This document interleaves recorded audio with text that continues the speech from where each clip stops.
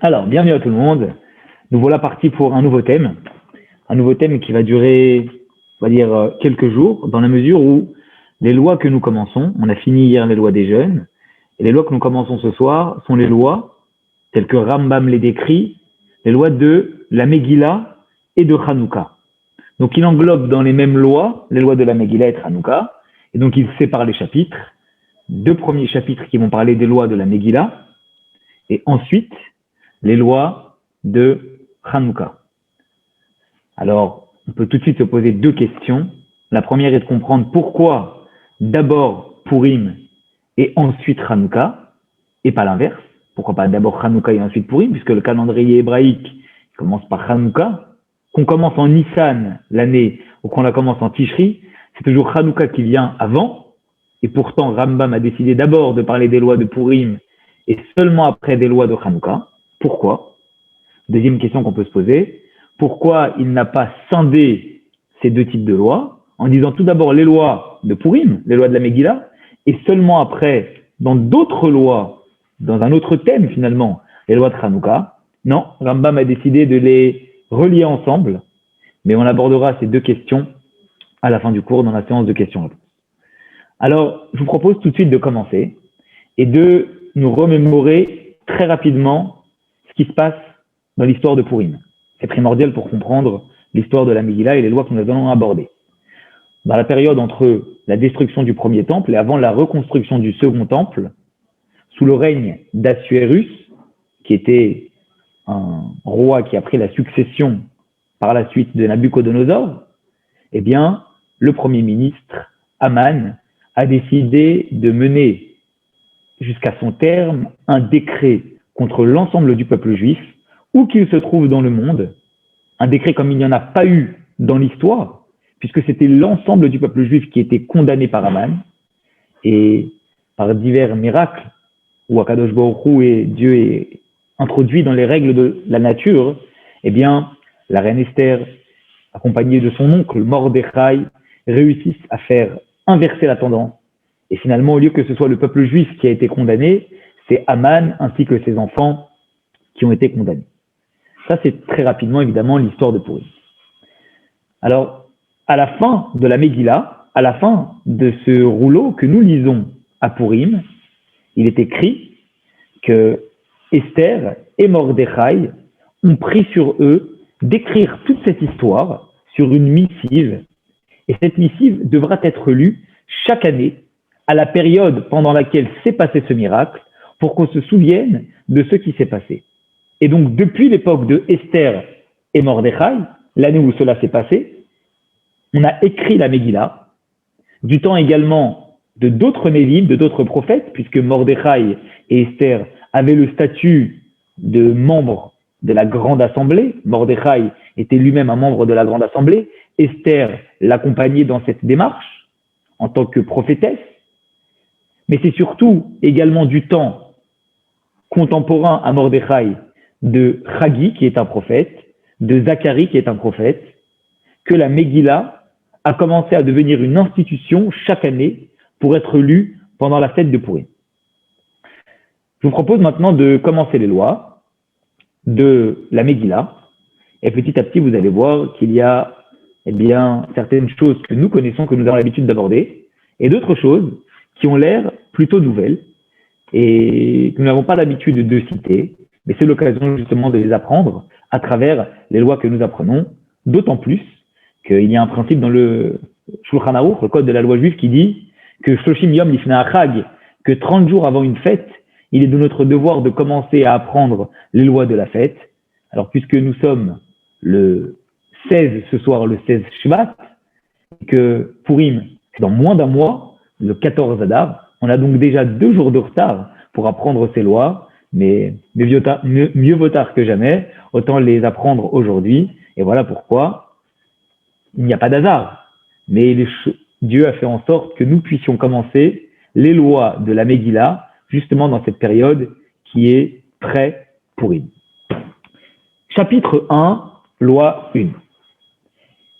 Yesh bichlalan, il y a dans ces lois-là, shte mitzvot aseh midivre sofrim, 2 mitzvot des sages, Ve'einan mina minyan, et Rambam nous dit qu'elles ne font pas partie du compte des 613 commandements. Pourquoi?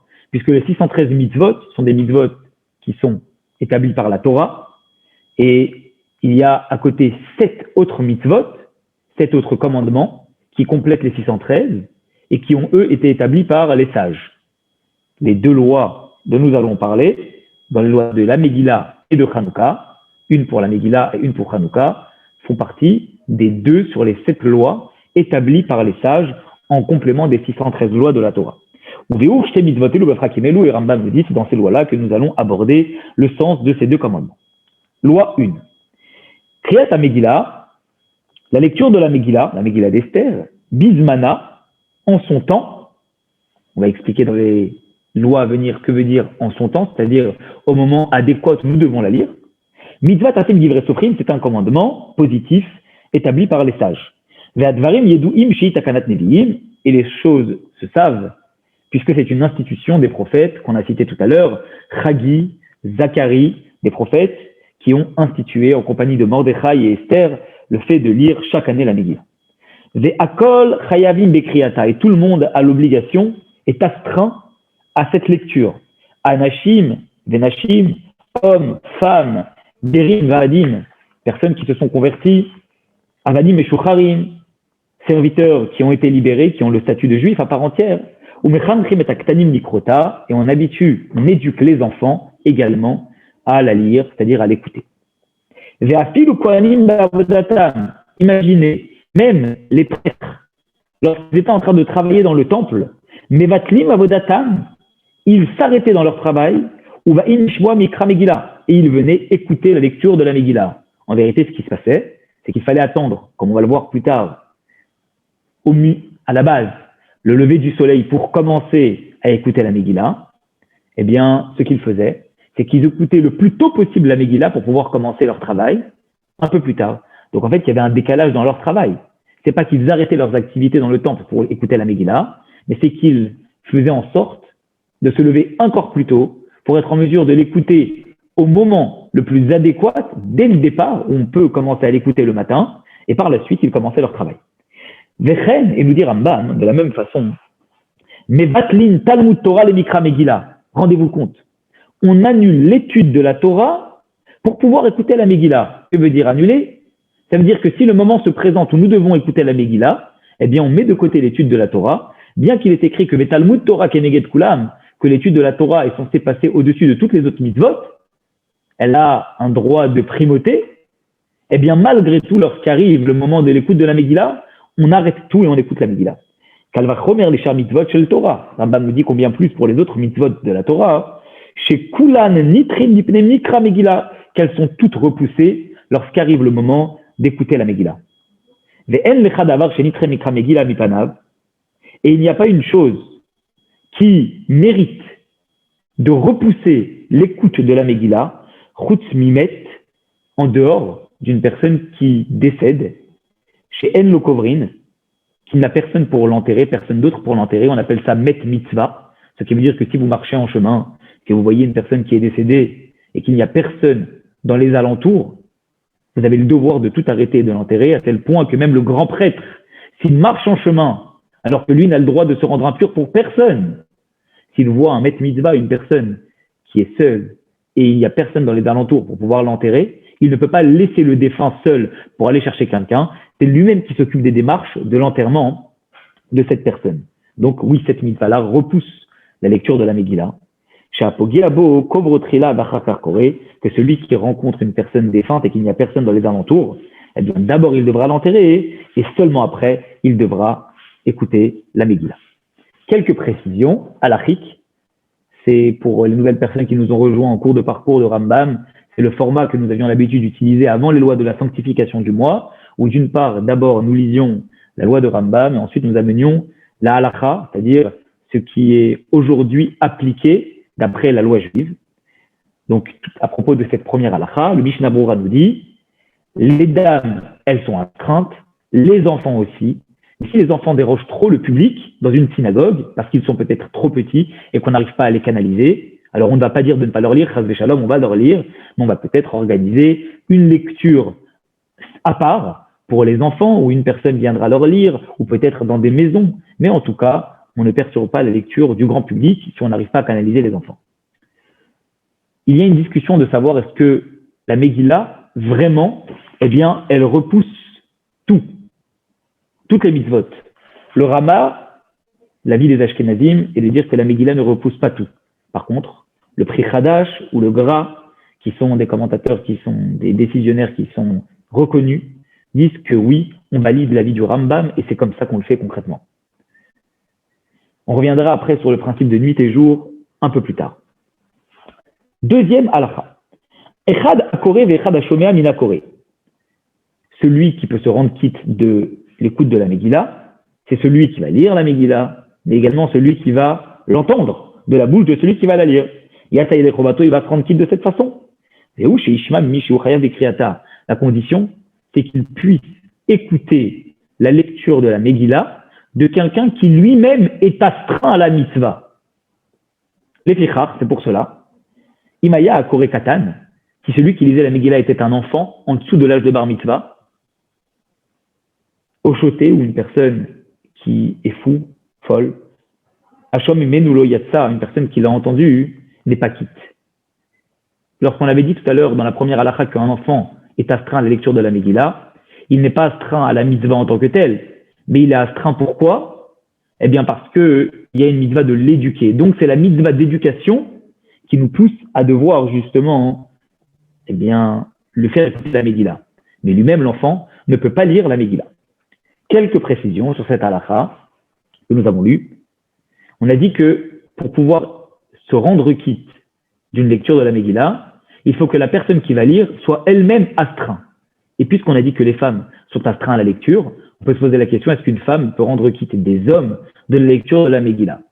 Alors, il faut savoir, une femme ne peut pas rendre quitte des hommes de la lecture de la Megillah puisque ce n'est pas le même niveau d'application. Parce qu'on a vu dans les mitzvot qu'il y a un niveau d'application qui est différent, bien que les femmes soient astreintes à cette mitzvah-là. Un enfant, on l'a dit, ne peut pas rendre quitte de la lecture de la Megillah. Il y a malgré tout un décisionnaire, ce n'est pas la halakha, mais c'est intéressant de le rappeler, qui s'appelle Samad Echaye, qui dit qu'en cas de force majeure, s'il y a vraiment personne qui sait lire, donc on a dans la synagogue eh bien, un enfant qui sait lire dans le parchemin, comme il faut, il a peut-être 11 ans ou 12 ans, et il sait lire, eh bien, il pourra rendre quitte, mais c'est uniquement vraiment en cas de force majeure, où on se trouve dans un endroit où il n'y a personne d'autre. C'est un avis isolé d'après les décisionnaires halachiques. Parce qu'à la base, un enfant ne peut pas rendre quitte. Halakha Gimel, troisième halakha. Mitzvah likrot et kula, c'est une mitzvah de lire la Megillah d'une traite, du début à la fin. Ou mitzvah likrota balayla ou bayom, et c'est une mitzvah également de la lire une fois le soir et une fois la journée. Va expliquer pourquoi deux fois. Et toute la nuit, eh bien, on peut écouter et lire la Megillah. Et toute la journée également est un moment adéquat, le lendemain, pour pouvoir écouter la seconde lecture, celle du jour. Et le soir, avant de commencer la lecture de la Megillah, il va faire les bénédictions. Sur la lecture de la Megillah. Une deuxième bénédiction. Donc, sur les miracles que Dieu nous a fait. Troisième bénédiction, le soir. Que Dieu a fait en sorte que nous arrivions à ce temps-là. Ou Bayom, Rambam nous dit, le jour, et il ne Rambam nous dit que le jour, il ne refait pas la bénédiction de She'echeyanu. La vie, la halakha n'est pas comme ça aujourd'hui, ça dépend des coutumes, on le verra juste après. Ou Makom Shenagu Levarech Charea, et les endroits où on a l'habitude de faire une bénédiction également après la lecture de la Megillah. Levarech il sera, Baruch Ata Hashem Lokenu Melech Haolam, Ael Arav et Trivenu, Badan et Dinenu, Banokem et Tikvatenu, Banifra le Mitzarenu, Bamshel Meguchol le Benafshenu, Baruch Ata Hashem, Ael Anifra, Lan Israël, Nicole, Terem, Ael Amoshia. On a dit la bénédiction entière, c'est pour ça qu'on a dit le nom de Dieu, sans interruption. Ça, c'est la bénédiction qu'on dira. Vous remarquerez que dans la bénédiction finale, il y a 5 langages différents pour parler du fait que Dieu nous a sortis de nos souffrances. À quoi correspondent ces 5 langages? Eh bien, cela fait référence à 5 langages avec lesquels Dieu nous a permis de vaincre l'ennemi d'Amalek. J'en parle puisque c'est également la paracha de la semaine, puisqu'à la fin de Béchalach, nous parlons de la première bataille contre Amalek. Justement, premier langage de victoire symbolise la victoire du temps de Moshe, deuxième du temps de Saül, troisième du temps de David, quatrième du temps d'Achashverosh, l'histoire de Purim, puisque Aman est un descendant d'Achashverosh, est un descendant, de Amalek. Et le cinquième langage, c'est Hamashiach, que vraisemblablement nous saurons qui est Amalek et nous pourrons le combattre. Quelques précisions halachiques sur cette troisième halakha. On a dit tout à l'heure, on doit la lire nuit et jour. Pourquoi 2 fois lire la Megillah? Pourquoi pas qu'une seule fois? Est-ce qu'une seule fois suffit? Non. Les sages ont institué que nous devons la lire 2 fois. Pourquoi? Parce que lorsqu'ils souffraient, puisqu'il y avait ce décret sur l'ensemble du peuple juif, ce n'était pas uniquement la nuit où ils dormaient paisiblement et la journée où ils finalement pleuraient et priaient à Dieu. Nuit et jour, pendant toute cette année où le décret était établi, eh bien le peuple juif entier était éveillé, disait des psaumes, disait des télim et demandait à Dieu de bien vouloir accepter leur pardon et les sauver de ce décret. Alors en souvenir du fait que nos ancêtres, nuit et jour, invoquaient Dieu dans leurs supplications pour être délivrés de ce décret, nous aussi, de notre temps, nous avons le devoir de lire la Megillah 2 fois. On a parlé tout à l'heure du temps de la Megillah. Alors le Mishnah Berurah nous dit que le temps de la lecture le soir, c'est à partir de la sortie des étoiles, c'est à Kochavim, jusqu'à Hamoud HaShachar, jusqu'à l'aube. En cas de force majeure, on aurait le droit de commencer la lecture de la Megillah au moment du Plag HaMincha, c'est-à-dire 1h15 en heure halachique avant le coucher du soleil. Le Shulchan Aruch nous dit quel est le temps pendant lequel nous pouvons lire la Megillah le jour, le lendemain, la deuxième lecture, à partir du lever du soleil jusqu'au coucher du soleil. Et toujours en cas de force majeure, on peut la lire à partir de l'aube, à Hamoud HaShachar, et avec bénédiction. Et si arrive le coucher du soleil qu'on ne l'a toujours pas entendu, on aura le droit de la lire jusqu'au crépuscule, mais seulement sans la bénédiction. Donc entre le coucher du soleil et le crépuscule, le lendemain, on pourra écouter la Megillah, mais on ne pourra plus faire les bénédictions. Divergence d'opinion, je vous ai dit, par rapport à la troisième bénédiction de Shechianu. Est-ce que le lendemain matin, nous lisons Shechianu? Le Rama dit, la dit des Ashkenazim, que nous lisons Shechianu également le lendemain, parce que même si on l'a lu le soir, c'est encore une nouvelle mitzvah indépendante de la première que nous faisons le lendemain, la journée, alors que les Séfaradim ne lisent pas Shechianu, le lendemain, ils ne lisent que ça le soir. Quatrième halakha. Eze Uzman Kriyata. Quel est le moment, le jour où nous devons lire la Megillah? On a parlé du jour, de la nuit, mais c'est quel jour qu'on doit le faire? Alors, Rambam dit, Zmani Marbe Tiknula. Il n'y a pas qu'un seul jour. Il y a plusieurs moments. Et ça va dépendre d'où on se trouve. Pourquoi? Parce qu'il est écrit dans la Megillah, je vous lis entre parenthèses, les Kayem et Tima Purim Aele, d'accomplir ces jours de Purim là, c'est marqué Bizmanehem, en leur temps. C'est pas marqué au temps qui est le même pour tous. C'est marqué en leur temps pour faire référence au fait que ça va dépendre de l'endroit où on se trouve, où l'on va instituer finalement quel est le moment adéquat et le jour adéquat pour pouvoir lire la Megillah. Alors quoi? On va la lire en Tammuz, on va la lire en Av? Non, on va la lire au mois d'Adar. Donc vous allez voir dans quelle mesure nous parlons de divergence lorsqu'il s'agit de savoir à quel moment nous devons lire la Megillah. Et voici les différents moments où nous devons lire la Megillah. Kol Medina chez Aïta Mukefet Roma Mime Yehoshua bin Nun. Toutes les villes qui étaient entourées de murailles du temps de Josué, Ben Baaretz, que ce soit en Israël, Ben Bechutza Laaretz, ou que ce soit en dehors de la terre d'Israël. Ve'afalpi she'en la'arshav Roma, peut-être qu'aujourd'hui, de notre temps, elles n'ont plus de murailles, parce que les murailles ont été détruites entre-temps. Korim Bachamisha Asar le Hadar, on ne lira pas la Megillah le 14 Hadar, mais on lira la Megillah le 15 Hadar. On va expliquer tout à l'heure pourquoi, dans les villes entourées de murailles, du temps de Josué, c'était différent. Ou Medinazo, et cette ville-là, qui était entourée de murailles du temps de Josué, Ianikret Kerach, c'est ce qu'on appelle Kirach, un village. Vechol Medina Shelo Haïta Mukefet Roma Bimot Yehoshua, et toutes les villes qui n'étaient pas entourées du muraille de temps de Josué, Afalpi Shei Mukefet Roma Ata, bien que peut-être aujourd'hui elles soient entourées du muraille de notre temps, Korin Barba Assar, on lira non pas le 15 Adar, mais le 14 Adar, la Megillah. Ou Medina Zo, et ces endroits-là, qui Anikret Ir, sont appelés des villes. Alors maintenant, quelques précisions par rapport au fait que ce qui nous permet de distinguer le village entouré de murailles du temps de Josué et la ville qui est peut-être entourée de murailles aujourd'hui, mais qui ne l'était pas du temps de Josué, eh bien, il faut comprendre deux choses.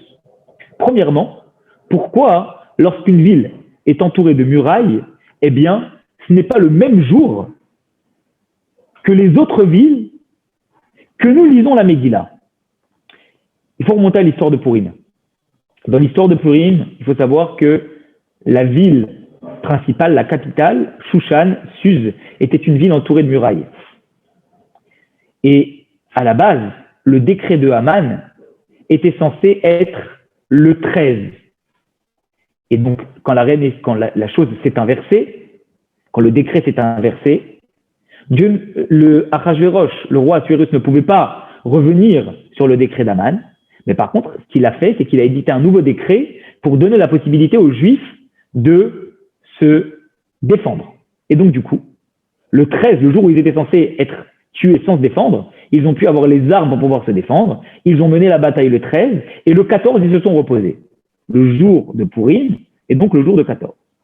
Le problème, ce qui s'est passé, c'est que dans la capitale, il y avait encore des ennemis du peuple juif qui étaient présents et qui n'acceptaient pas cette victoire. Et donc, du coup, pour pouvoir vraisemblablement, mettre fin à toute cette opposition, la reine Esther a demandé à Achashverosh, à Assuérus, avec Mordechai, de pouvoir mener la guerre contre les ennemis qui étaient restés dans cette capitale. Et donc, du coup, dans la ville de Suz, qui était une ville entourée de murailles, le 14, on a encore une fois mené une bataille, et c'est le 15 qu'on s'est reposé. Et comme c'est le jour du repos, qui est non pas le jour de la guerre, mais le jour où on s'est reposé de la guerre, c'est-à-dire le jour où il n'y a plus de guerre, que nous fêtons la fête de Purim, et qu'à l'époque, dans la ville de Suz, le jour où ils se sont réellement reposés, c'était le 15 Adar. Voilà pourquoi, comme c'était une ville entourée de murailles, la capitale, et qu'ils se sont reposés le 15, jusqu'à aujourd'hui, les villes entourées de murailles du temps de Josué sont les villes dans lesquelles nous lisons la Megillah le 15 Adar, en souvenir de ce qui s'est passé à Suz. Deuxième question, pourquoi ce que nous retenons, c'est la ville entourée de murailles du temps de Josué et pas du temps d'Assuérus, puisque finalement Shushan était une ville entourée de murailles du temps d'Assuérus, d'Achashverosh, à cette époque-là. Pourquoi le principe même, le concept même de ville entourée de murailles, d'après la loi juive, repose non pas sur la ville qui, historiquement parlant, était entourée de murailles à l'époque de Assuérus, mais du temps de Josué. Tout simplement parce que l'aboutissement de l'histoire de Purim a permis, l'enfant de la reine Esther, Dariavesh, a été celui sous qui le prophète Ezra a pu reconstruire le second temple. Donc, pour pouvoir rattacher l'histoire de Purim, dont l'aboutissement a permis le retour en Israël avec la reconstruction du second temple, pour pouvoir lier cette histoire à la terre d'Israël, on a donc cherché à trouver le lien entre l'histoire et la terre d'Israël. Quel est ce lien-là? Si déjà nous parlons de ville entourée de murailles, à quel moment la terre d'Israël était une terre qui possédait des îles entourées de murailles? C'est à l'époque de la conquête de la terre d'Israël, c'est-à-dire du temps de Josué. Voilà pourquoi la définition de ville entourée de murailles repose sur l'histoire au moment de Josué et pas l'histoire au moment de Assuérus, pour pouvoir la rattacher directement à la conquête d'Israël que nous avons pu, après l'histoire de Purim, retrouver lorsque nous nous sommes installés de nouveau pour reconstruire le second temple. Voilà quelques précisions sur le principe de ville entourée de murailles et le principe même qui repose sur Josué et non pas Assuérus. Halakha numéro 5. Shushan Bira, justement, parlait de Suz, Shushan. Alors, qu'est-ce qui se passe dans la ville de Shushan? Afalpi shelo haïta mukefet Roma bin Yehoshua bin Nun. Bien que la ville de Shushan était une ville qui n'était pas entourée de murailles du temps de Josué, Korin Bachamisha Asa, on lira jusqu'à aujourd'hui le 15. Chez Bayanes, pourquoi? C'est l'exception. Parce que le miracle a eu lieu dans cette ville-là. Donc c'est légitime. Et puisque le miracle, il repose sur cette ville-là, et que c'est ceux dans cette ville-là qui se sont reposés réellement le 15 et qui l'ont fêté le 15, que jusqu'à aujourd'hui, même si elle n'était pas entourée de murailles, à l'époque de Josué, nous lisons malgré tout le 15 Adar et non pas le 14 dans cette ville-là. Chez Nehemar, comme c'est marqué que justement, Venoir Bachamisha Sarbo, comme on l'a dit tout à l'heure, parce que c'est dans cette ville-là qu'ils se sont reposés le 15. Et donc, la fête de Pourim est fêtée le 15. Vela Matalou Adavar de Yehoshua, Rambam nous pose la question qu'on a dit tout à l'heure, et pourquoi ils ont fait dépendre ça de Josué? Eh bien, Kedel Achlok Kavod l'Eretz Israël, on l'a expliqué, pour pouvoir donner de l'honneur à la terre d'Israël, Shaita Chareva Beoto Azman, qui a été détruite au temps de ce miracle, n'était pas reconstruit, et qui a été reconstruit par la suite. Kedel chez Yukorim, qui venait Shushan, pour pouvoir créer un lien, un pont avec les gens qui ont fêté le miracle dans la ville du Sud, et qui vont penser que cela est considéré comme une ville qui est entourée de murailles, bien que malgré tout, aujourd'hui, du temps du miracle, eh bien, elle était détruite. Puisque malgré tout, elle était entourée d'une muraille du temps de Josué, Israël, et cela nous permettra de pouvoir avoir le souvenir de la terre d'Israël à travers ce miracle-là, comme on l'a expliqué. Alakha Vav. Bene Akfarim, les habitants des villages. On va expliquer c'est quoi cette définition de village. Je vous rappelle que jusqu'à présent, on avait deux concepts. Le concept de Kerach, ville entourée de murailles, qui lise le 15, et le concept de Ir, villes qui ne sont pas entourées de murailles, du temps de Josué ou même aujourd'hui, et qui eux lisent le 14. Troisième cas de figure, c'est les villages. Qu'est-ce qui se passe dans les villages? Dans les petits villages, les gens qui travaillaient là-bas étaient des gens qui se levaient très très tôt le matin, qui ne se réunissaient pas à la synagogue tous les jours, ils ne se réunissaient en réalité que 2 fois par semaine, le lundi et le jeudi, les jours où on sortait la Torah. Parce que pourquoi? Parce qu'ils prenaient de leur temps de travail ces 2 jours-là pour écouter la Torah. Le reste du temps, ils partaient très très tôt pour aller acheminer la nourriture dans les grandes villes, parce que eux travaillaient justement pour aller travailler dans les marchés et amener la nourriture. Tiknoulahem, les sages leur ont institué, chez Yumakdimin, que eux auraient la possibilité de pouvoir avancer la lecture de la Megillah, et donc de ne pas la lire le 14, Vekorin Beyam Aknissa, et de la lire quand? Avant Pourim, lundi ou jeudi avant Pourim. Keitzad, comment est le cas? On va expliquer. Imchal Arbaasa, si le 14, Liot Besheni Vachamishi, est un lundi ou un jeudi, pas de problème. Korin Bobayom, on pourra le lire ce jour-là, ou le lundi ou le jeudi, le jour où ils vont à la synagogue. Mais admettons que le 14 tombe un autre jour que le lundi et le jeudi. On lira le lundi ou le jeudi, qui est le plus proche du 14. Et Rambam, dans la halakha 7, nous explique comment ça se passe. Il dit, par exemple, Keitzad, comment ça se passe. Admettons que le 14 est un dimanche. Dimanche, donc j'essaye de remonter. Avant, eh bien, il y a Shabbat, c'est pas bon. Je ne lis pas Shabbat, on va le voir plus tard pourquoi. Avant, il y a vendredi, mais vendredi, ils ne sont pas à la synagogue. Avant, il y a jeudi. Donc le jeudi, même si c'est le 11 Adar, comme c'est le dernier jour avant le 14 où ils se retrouvent dans la synagogue pour pouvoir lire la Megillah et que c'est autorisé, alors c'est ce jour-là qu'ils liront la Megillah. Admettons que le 14 est un mardi. Korin Besheni, chez où Yom Shloshah. Ils l'auront la veille, le lundi, puisque le lundi se retrouve. C'est le 13. Chaliyot Bervi, si c'est le 14 est un mercredi, Korin Besheni, chez où Yom Shneimata. Ils iront 2 jours avant le lundi, qui est le 12. Vechol Elou chez Magdim et Korin Kodem Arbaatar, En Korin Otab Befachot Maasara, et Rambam précise, attention, à chaque fois qu'on se trouve dans l'obligation de devoir avancer le moment de la lecture de la Megillah, alors pour pouvoir le faire, il ne faut pas genre le faire seul, tout seul. Ça ne marche pas. Il faut pouvoir réunir un minyan. Puisque le but finalement, c'est quoi? C'est de dire qu'on avance parce que c'est ce jour-là qu'il se retrouve à la synagogue.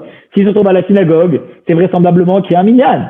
Et donc, la permission de pouvoir avancer la lecture de la Megillah et se rendre quitte même quelques jours avant dans ces villages ne marche que si on a un minyan, nous dit Rambam. Précision halachique. Mishnah Brura nous dit, en général, puisqu'on parle de minyan, il faut savoir que lorsque nous sommes à la recherche d'un endroit pour pouvoir écouter la Megillah, eh bien, il faut rechercher un endroit où il y a beaucoup de monde. Pourquoi? Parce que Berabba Madras Melech, pour faire ressortir le miracle, il faut être un maximum à le proclamer. Autant rechercher un endroit où il y a beaucoup de monde. Sauf si on a nos habitudes dans une synagogue en question. Et à ce moment-là, on ira dans cette synagogue-là puisque cela prime d'aller dans la synagogue dans laquelle nous avons nos habitudes. Le Rama dit, on parlait tout à l'heure, vous savez, de 10 personnes. Qu'une femme, si on parlait de 10 personnes nécessaires pour écouter la Megillah. Des femmes ne s'associent pas au minyan des hommes. Ça veut dire qu'on ne peut pas dire j'ai 5 hommes, j'ai 5 femmes, c'est bon, on est 10, on peut lire. Mais par contre, la bénédiction de la fin de la Megillah, la dernière, qu'on ne peut dire que dans un minyan, Chidouche, quelque chose d'incroyable que nous dit ici le Rama, si on a 10 femmes qui sont réunies et un seul homme qui leur lit la Megillah, eh bien, l'homme pourrait dire la bénédiction de la fin de la Megillah parce qu'elles sont malgré tout 10 femmes. Donc, il y a quand même le concept de minyan de femmes qui existe d'après le Rama pour la bénédiction finale d'après la Megillah. Je vois qu'on m'a posé une question, j'y répondrai avec votre permission juste après. Halacha 8. Kfar. Un village. Chez En Nichnasin Bo Beshni Beyosh Chamishi. Où on ne va même pas à la synagogue le lundi et le jeudi. Dans ce village-là, on n'y va même pas. Alors, quand est-ce qu'on lit? En Korinota El Adarbachar. On ne lira finalement que le jour en question, on a le droit, c'est-à-dire le 14. Vechol Ir, et nous dit Rambam, chaque ville, chez Enba Asara Batlanim, où on n'a pas 10 personnes qui doivent annuler leur travail, Kvouim Bebet Knesset et Tzorkei Tzibur, qui sont fixes à la synagogue pour les besoins communautaires, Arei Kikfar, c'est considéré comme un village où Magdimin Vekorin Beyom Aknisa, et on va avancer la lecture au jour qui est avant. Autrement dit, n'importe quelle ville, même si ce n'est pas un village, d'accord, où on n'a même pas 10 personnes qui sont capables de se réunir, une petite ville peut-être, on n'a même pas 10 personnes qui sont capables, eh bien, d'annuler leur travail pour pouvoir avoir des habitudes fixes dans une synagogue, eh bien, cette ville-là, peut-être c'est une grande ville, mais s'il n'y a même pas 10 juifs qui sont capables d'essayer de se réunir à la synagogue en repoussant l'horaire de leur travail, de façon générale, eh bien, cette ville-là, même si elle est très grande, est considérée dans ce cadre-là comme une petite ville, et donc, on pourra éventuellement avancer au lundi et au jeudi pour pouvoir lire dans cette ville-là. Ve'im en ba'ir asara bnei adam, et si on est dans une ville où il n'y a même pas 10 juifs, takanato kalkalato, eh bien, finalement, ça veut dire qu'on n'a même pas 10 hommes juifs sur lesquels se reposer pour écouter la Megillah. Ve'arem ka'anche irgdola. Et donc, à ce moment-là, il n'y a pas de raison d'avancer la lecture de la Megillah, puisqu'on a dit que la condition pour pouvoir l'avancer, c'est de réunir 10 juifs. Mais puisque dans cette ville-là, il n'y a même pas 10 juifs, alors à ce moment-là, quand est-ce qu'on va lire? On va lire comme dans les autres villes. En Korim et la Berba, ça, on ne lira que le 14, comme dans les autres villes qui ne sont pas entourées de murailles. Shulchan Aruch nous dit, dans la Halacha 8, qu'une ville entourée de murailles, on lit le 15, même s'il n'y a pas 10 qui annulent leur travail. Ça veut dire que dans une ville entourée de murailles, on lira, quoi qu'il arrive, le 15. Qu'on ait 10 qui annulent leur travail, qu'on ait 10 qui annulent pas le travail. C'est-à-dire que le principe de ville entourée de murailles, il passe au-dessus du principe de 10 personnes qui seraient capables, d'accord, de pouvoir repousser l'horaire de travail pour aller à la synagogue. Autrement dit, dans une ville entourée de murailles, c'est tout le temps le 15, quoi qu'il arrive. Quelles que soient les conditions, nous dit le Shulchan Aruch. Halacha 9. Dans quel cas nous parlons? Chez Magdimim, de devoir faire avancer la lecture dans les villages, les Korim de Yamaknissa et de lire le lundi ou le jeudi qui est avant.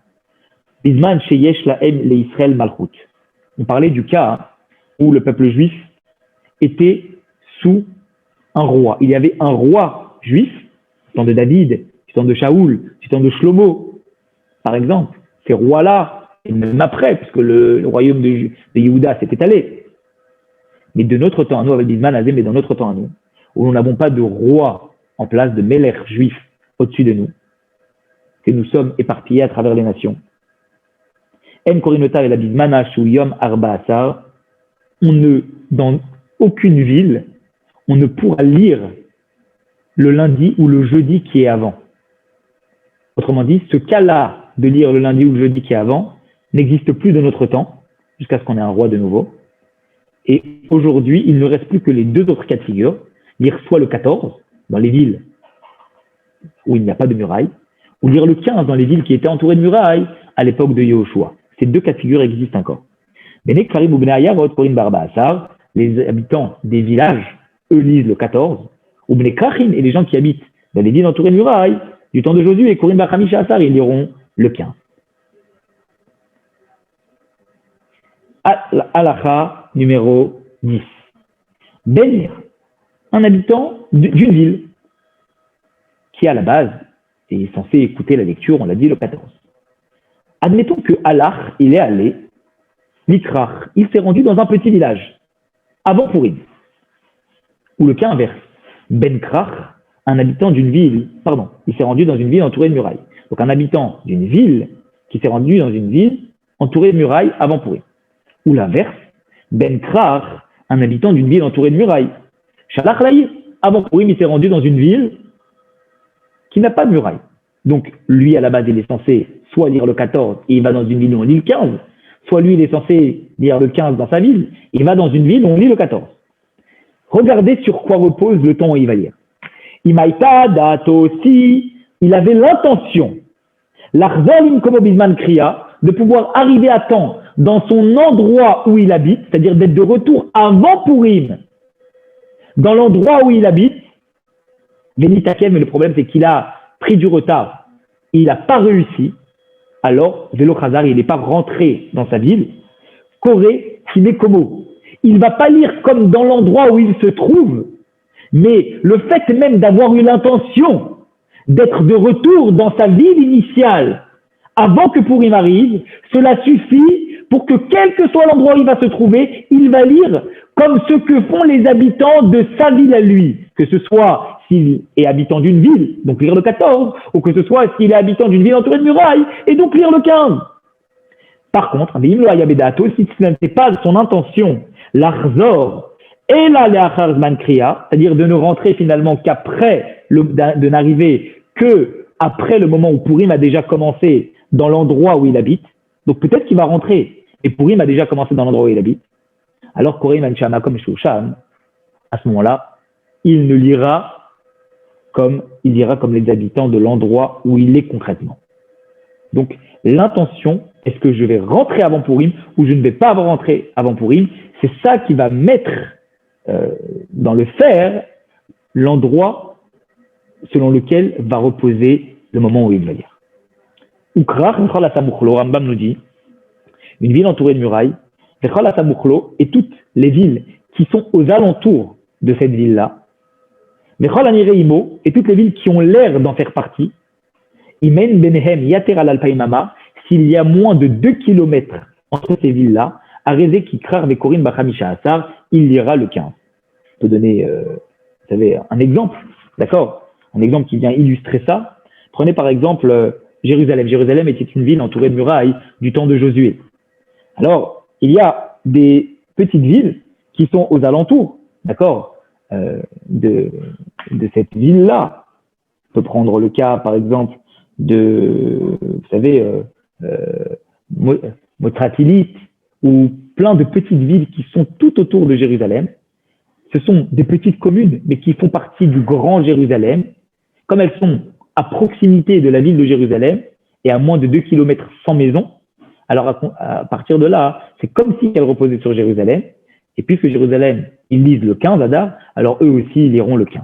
Ils font partie en fait de l'agglomération de Jérusalem et donc ils vont d'après Jérusalem. Halakha, Yudaï, 11e Halakha. Irshei Safek. Admettons qu'on parle d'une ville on a un doute. Quel doute on a? On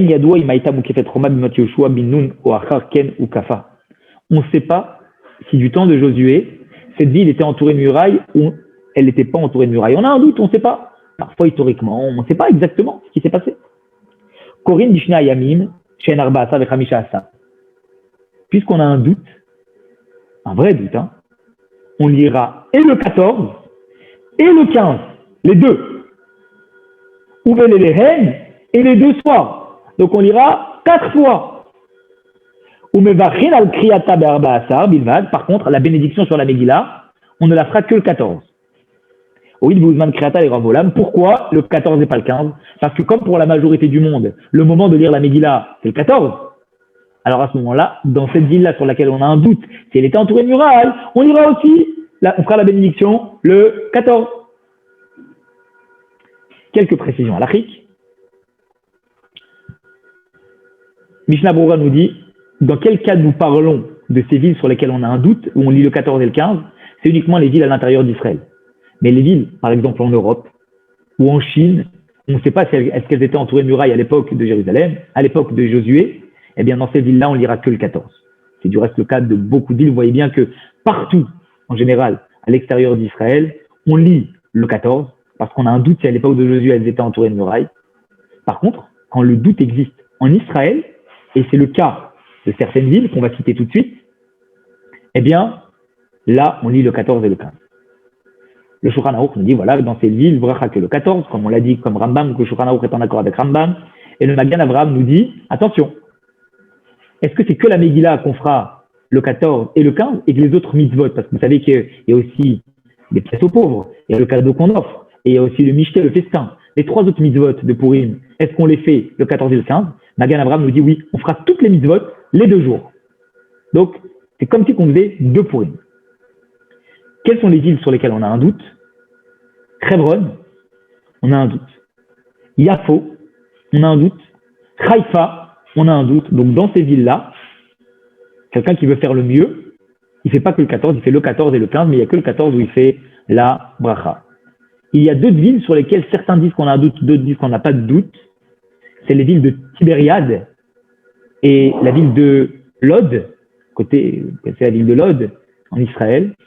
Mais en vérité, la plupart des avis considèrent que c'est presque sûr qu'elles étaient entourées de murailles à l'époque de Josué. Et donc dans ces villes-là, on lira le 15 comme à Jérusalem. Halakha numéro 12. Karou et Megillah Ba'adar, admettons que, on revient sur, vous savez, nos fameuses lois de sanctification du mois. Alors on va pas faire de calcul, mais on va parler de lois embolismiques. Je vois qu'on a des fidèles du cours qui étaient présents pendant ces lois-là de sanctification du mois. On a parlé du mois embolismique, c'est-à-dire du moment où on doit rajouter un 13e mois pour rattraper le retard entre le soleil et la lune. Je n'en dis pas plus, parce que je ne veux pas compliquer la tâche de ceux qui sont avec nous pour la Megillah. Karo et Megillah Ba'adar. Vous vous rappelez, quelque chose de très important, on a dit que l'année embolismique, elle était toujours déclarée avant le début de la nouvelle année, c'est-à-dire avant Nissan. Si on a déjà, Nissan est arrivé et qu'on dit, ah mince, l'année d'avant, elle avait 2 mois, c'est fini. On a validé la nouvelle année sans 13e mois, on commence la nouvelle année comme ça. Karo et Megillah Ba'adar, admettons qu'on a lu la Megillah au mois d'Adar. V'acharkar Ibrou Beddin et Hashana. Et donc on a déjà lu la Megillah au mois d'Adar, et à la fin du mois d'Adar, le Beddin a encore la possibilité de pouvoir rajouter un mois. Et ils disent, finalement, on fera un 2e mois d'Adar. Problème, on a déjà lu la Megillah. Qu'est-ce qu'on fait? Le nouveau mois d'Adar qui arrive, est-ce qu'on va relire la Megillah? Rambam nous dit, Chosrim de Korin Ota Ba'adar Hasheni Bizmana. On relira encore une fois et on refera Purim le 2e Adar, parce que finalement, au premier Adar, on ne savait pas qu'on aura un 2e mois, hein, mais comme il y a un 2e Adar, et qu'en général le Purim, c'est toujours fêté au 2e Adar, donc à ce moment-là, on refera les mitzvot, parce que l'année est embolismique et qu'il y a un mois de plus qui a été ajouté. Halakha 13, avant-dernière halakha de ce chapitre.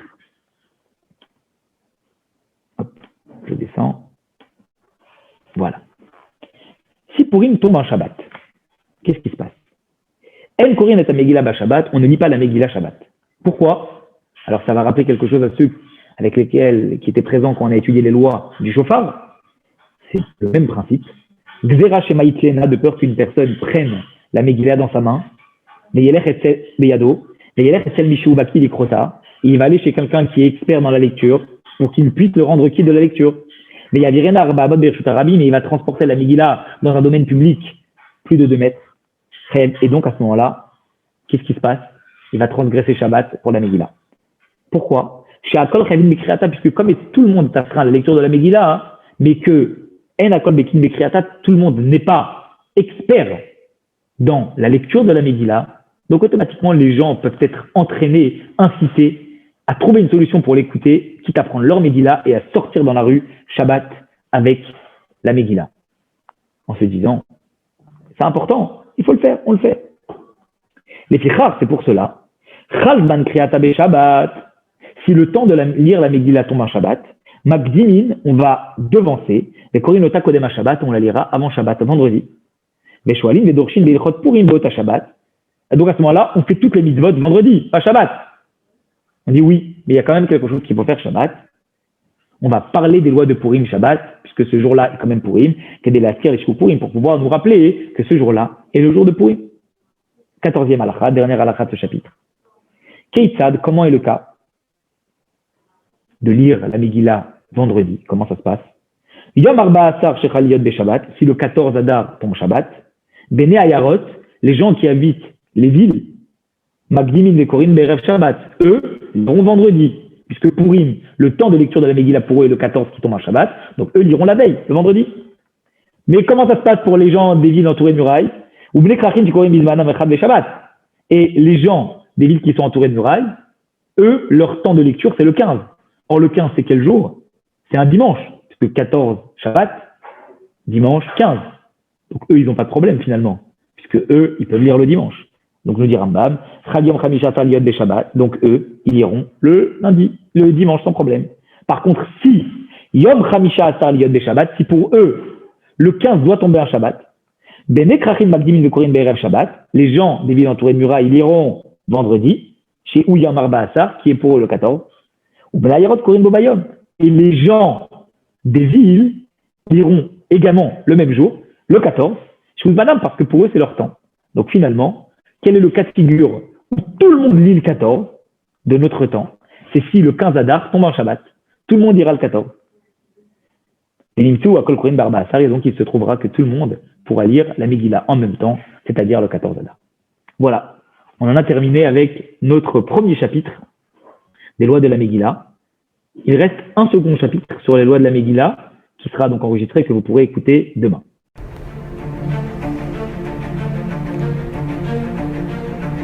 Et si connaître toute la Torah était possible, plongez-vous dans les joyaux de la Torah. Étude du Rambam, le Maïmonide, cours de qualité par des rabbins francophones aux 4 coins du globe. Un chapitre chaque jour, à raison de 20 minutes, pour finir en moins de 3 ans l'apprentissage de la Torah. Relevez le challenge, tous les soirs en direct à 20h30 ou 21h30 heure israélienne. Nos cours sont accessibles à tout moment, YouTube, Facebook et sur notre site torah24.com.